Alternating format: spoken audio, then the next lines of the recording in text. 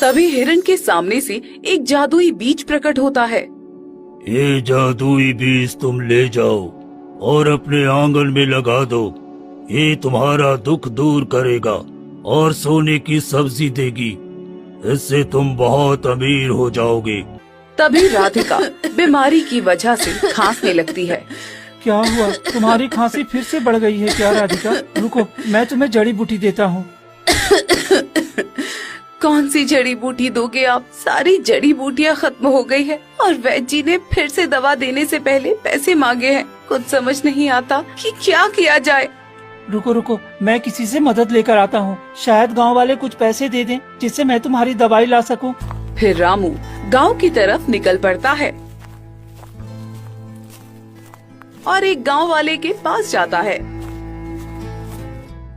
भाई मेरी पत्नी बहुत बीमार है, कुछ पैसे दे दो ताकि मैं उसके लिए दवाइयाँ ला सकूं। अरे जा, तुझे कौन मदद करने वाला है? तुम तो पैसे ही मांगते रहते हो। जाकर कोई और काम धंधा क्यों नहीं कर लेते? तुम जैसे गरीब लोग गांव वालों पर बोझ हो बोझ।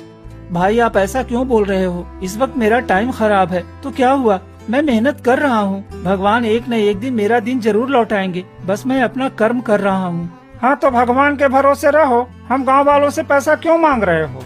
इतना कहकर रामू उदास होकर दूसरे गांव वाले के पास जाता है।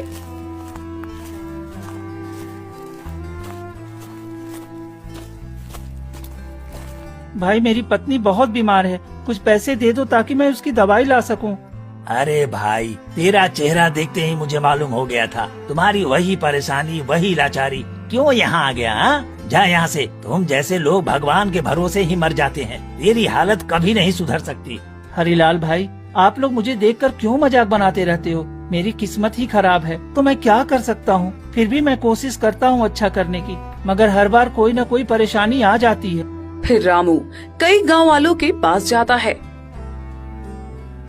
पर उसकी मदद कोई नहीं करता। रामू उदास होकर घर लौटता है और मन ही मन सोचता है, मैं और मेरी फूटी किस्मत, लगता है कभी मेरा पीछा नहीं छोड़ने वाला। फिर अगली सुबह रामू कुल्हाड़ी लेकर घने जंगल की तरफ निकल पड़ता है। आज शायद मेरी किस्मत चमक जाए और मेरी सारी लकड़ियाँ बिक जाए और मुझे कुछ पैसे मिल जाए तो मेरी कुछ हालत सुधरेगी। आज थोड़ा अंदर जंगल में जाऊंगा तो शायद कुछ ज्यादा लकड़ी मिले।